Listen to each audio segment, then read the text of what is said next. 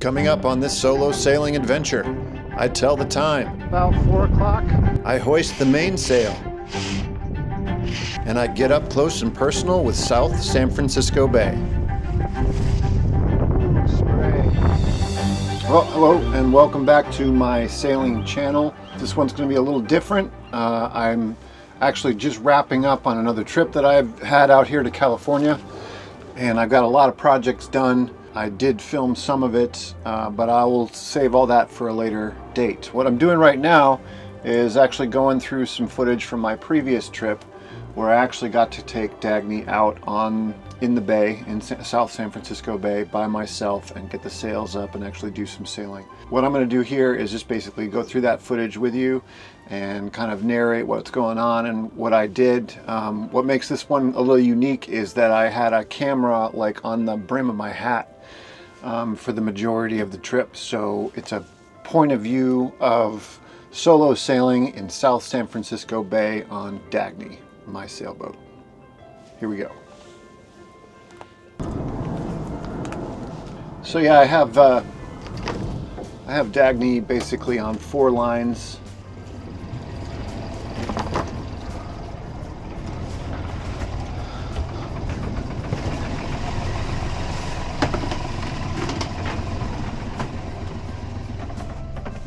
Oh, and want to make sure that if you're going to make videos that you wear a life jacket, because somebody will remind you that you're not wearing a life jacket. So that's what I'm doing here, putting on my life jacket.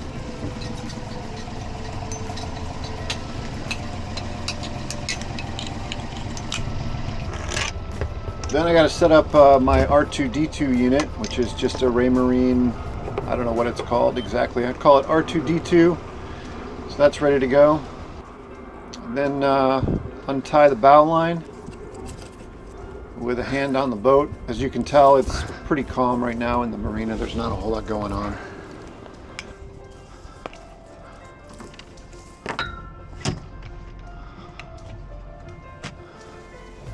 And then I just like to get her in position so that it's going to be easy for me to get the right angle on the reverse.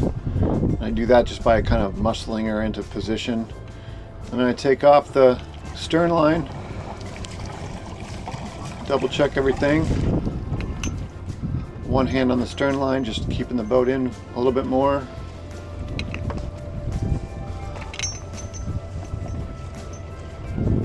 And then here I'm just basically, this is my favorite way of getting out of the slip. I guess I didn't really do it there, but is to actually give it a push. I'm going to use reverse here, and what you'll see right away is that the stern of the boat will swing to starboard, and it will drag the nose of the boat across the dock as she comes out of the slip. So I try to avoid this if possible. The key to my success here is just I'm just going super slow. I'm just being patient. I gave it a little bit of reverse, and now I'm just letting her coast back. And I put her into forward. And at this point, the prop walk is actually helping me because it's pushing my stern to port. And as soon as we get a little bit of speed over the rudder, she's got steerage. So this part's pretty boring. I'll probably fast forward this bit.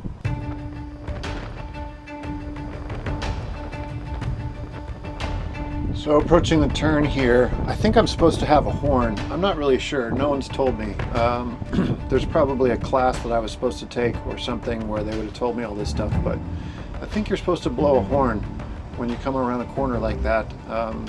I've seen other people do it. Not everybody does it, but it seems like a thing to do. Maybe somebody in the comments could tell me what the proper etiquette of turning out of your, whatever that's called, when you come into the main channel of a marina. Do you have to blow a horn?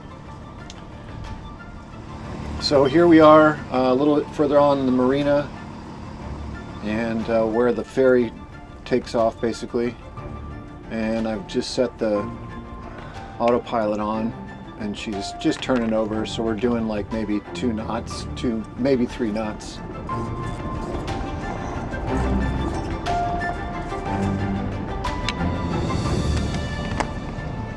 here we are exiting the actual marker.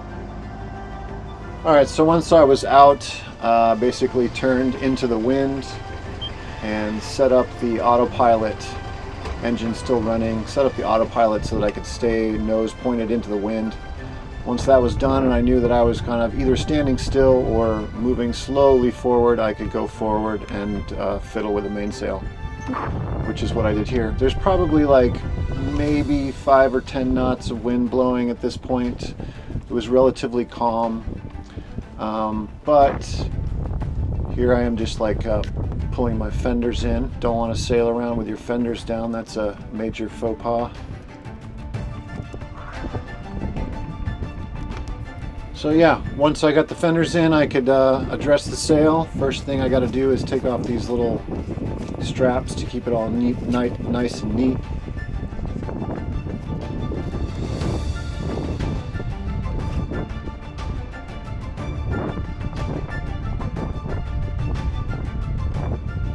So basically I'm trying to do this one hand. There I go, there's two hands. The camera's on the hat, but it is a good idea to hold on to the boat while you're doing stuff. Here I am putting up the safety lines on the starboard side. Okay, now I can hoist the mainsail, so I get that ready to go. I think I've already got the, yeah, I've already got it hooked up. On my mainsail, I just got to make sure that I don't get it hooked into these little lazy jack lines that I have, so I have to make sure that it goes past those, and then it's easy to just hoist up the mainsail. I think I have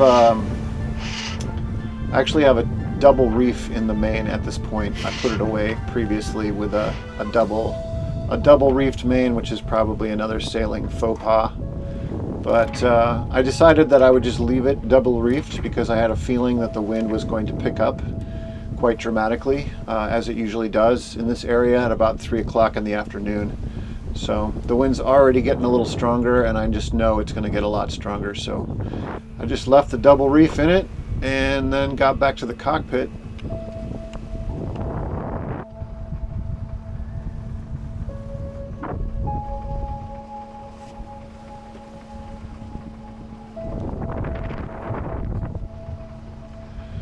Fiddle with the head sail, so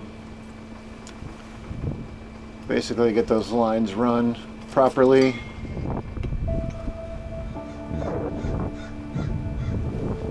I got the furling line actually coiled up in its stowed position, so I got to unwrap that real quick before I can do anything.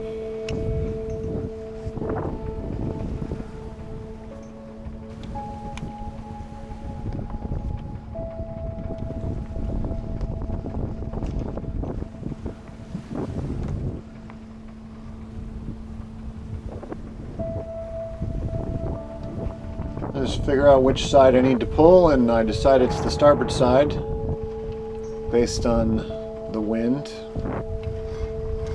and then out goes the head sail. We immediately pick up speed. She's not a very big head sail. I want to replace this head sail at some point, but I think for my skill level it's perfect. So at this point I put the motor in neutral. We're just sailing along now. And once that's confirmed, go ahead and kill the engine.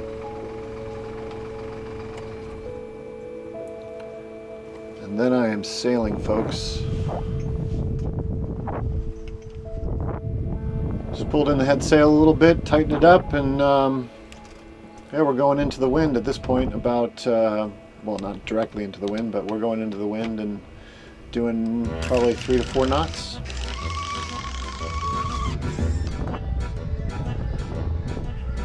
Look ahead, look astern, look the weather in the lee. Blow high, blow low, and so sail we. I see a rectangle. Alright, we got some white horses, some spray, so I reckon we're at like 20 knots. Just forecasted, just picking up at about 4 o'clock. And about to attempt to turn about here. back in the opposite direction. See what happens. Wind. Lost my vacuum cleaner.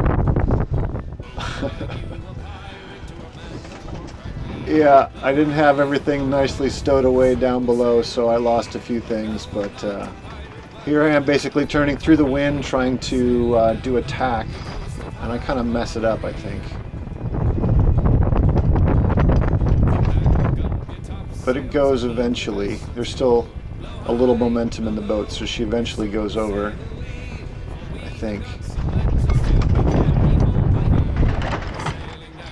Boat is basically stalled at this point. You can see the water. There's no movement in the water whatsoever. So I finally get the head sail on the other side, and she pulls right over real quick, and then we're off to the races again. So that was a tack back in the opposite direction, and it was a not. There we go. I was heeled over quite a bit. But yeah, just kind of getting used to doing that, basically. I think that this was probably, I don't know if you count up all my solo sails, this is number 10 maybe, or maybe 15. So I'm still getting used to all this stuff. Spent a lot of time renovating the living space and actually living on the boat, but not a whole lot of time sailing. So I'm glad that's the case now. I had 2 reasons today when I came out and set the stage for the first time. There was barely any wind, but here we are again. And this is what San Francisco Bay is known for, and that's why sailors love it. Is you have this flat water and you have a very consistent, quite strong breeze every day. Like in this particular area in South San Francisco, it usually turns on at around 3 o'clock and just blows like stink until 6, 7 o'clock. So you can have a lot of fun. And as you can see, the water is relatively flat, so you're not dealing with some big swell. It's really perfect sailing conditions.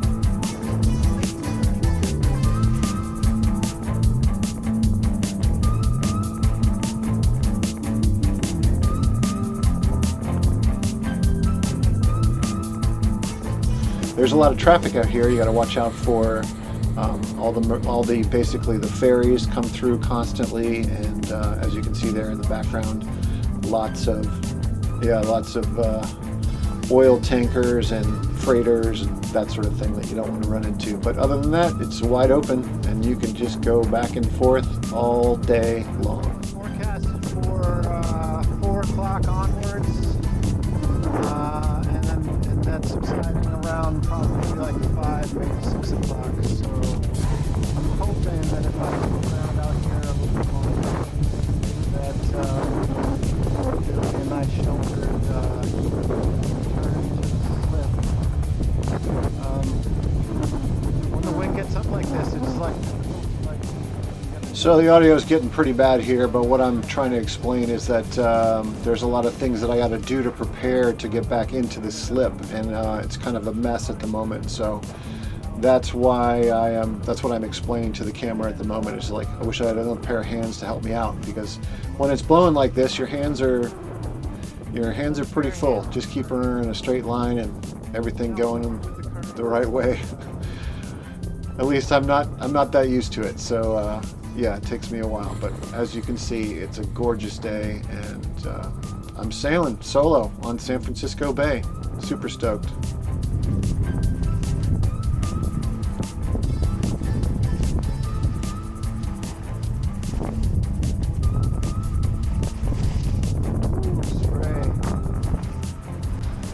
There's my biggest concern of the day is getting run over by one of those suckers. Wind's died down quite a bit now. Looks like we might get one more big puff, but that might be it for the day.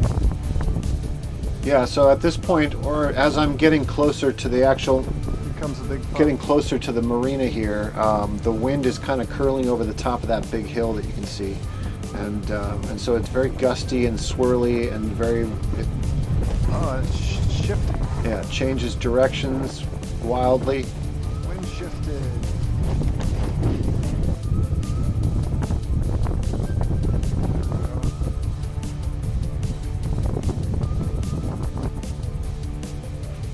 So it's still breezy. It's just moving around and slowing down and speeding up. It's all over the place. But yeah, I still got my double reef main. Everything was super like steady and stable. I didn't ever feel overpowered. I felt quite comfortable with the double reef main in this situation. And I was doing like 4 or 5 knots at least, so plenty of speed. Enough speed for me anyway.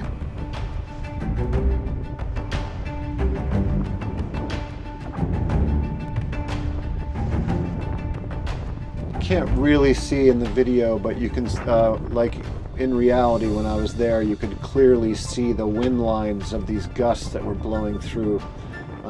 So at this point I'm just kind of like the marina is off to the right there, and I'm trying to pick my tack as far as moving back into the marina.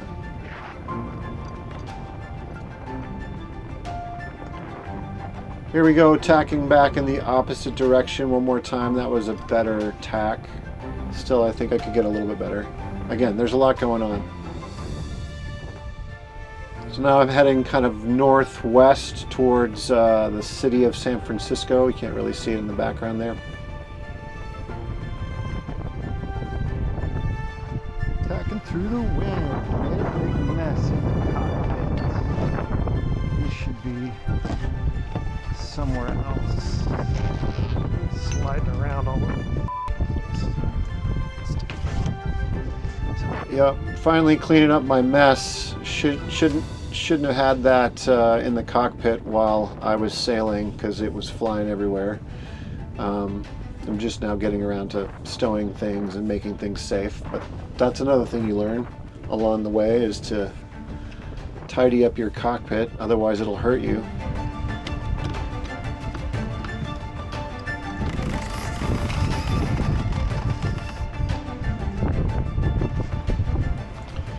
Here are the biggest waves of the day. This was the ferry just came through, so might as well hit those head on, or as head on as possible.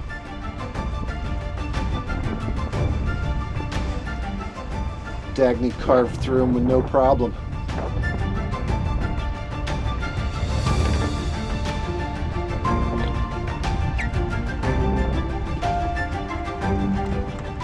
Alright, so at this point I'm basically pretty close to the marina entrance, and I think I'm furling in the head sail, which means I'll probably be starting the motor here soon to head back into the marina.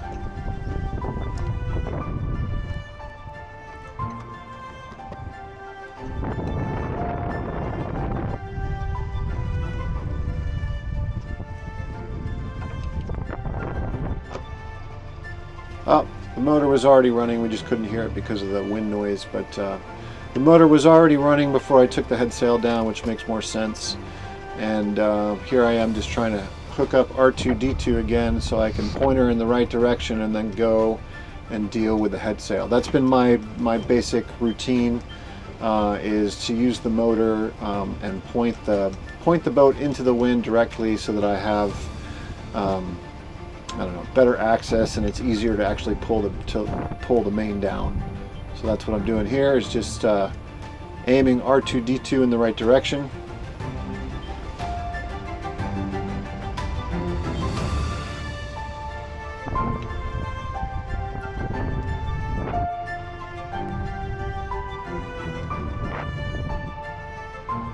There's some pretty strong current going through here at this point, and now you can just make out the entrance markers. And I've got another ferry who's cruising in at probably 10 or 15 knots, so I'm just being hyper aware of all that. Here I am pulling down the mainsail. I'm not going exactly into the wind, but it'll have to do, so I pull the mainsail down.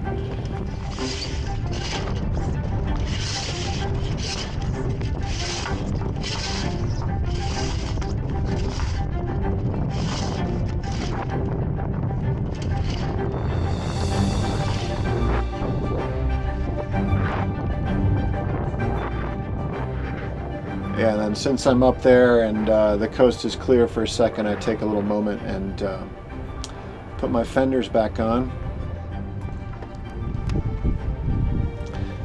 There in the background, I don't know if you can hear it, but R2-D2 is freaking out. That basically means there's no forward momentum in the boat right now, so it doesn't matter which way the rudder is being pushed and pulled, it's just not doing much. So go back to the cockpit and take R2-D2 off and give it a bit more power to get her moving in the right direction. As soon as she starts moving, you have actual steerage and control. So I hook back up R2-D2.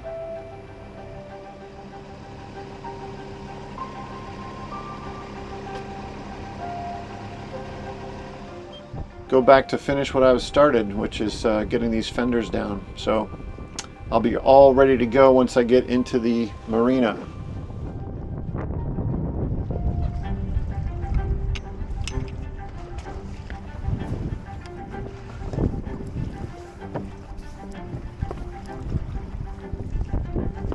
Again, here just getting prepared for getting back into the slip on my own. So I'm running the bow line, make sure it's outside of the safety lines and the stanchions and everything, and just so it's ready to go. And I basically have it standing by over the lifeline there. So when I jump off the boat, I can just grab it as I jump off the boat.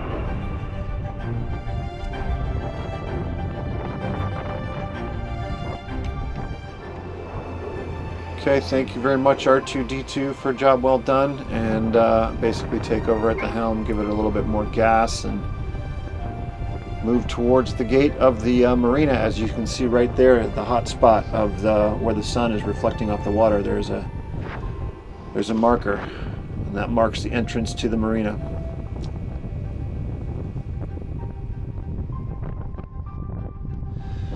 And then, of course, as is usually the case, the camera battery died and it didn't film me actually getting back into the slip, just approaching the gate, and then just cuts out. So I apologize, I can't show you any of that, but I managed to get it back into the slip, no trouble at all. I'm getting really good at that, especially here in this where you have the double finger slipped and there's no real risk of bumping into anybody next to you.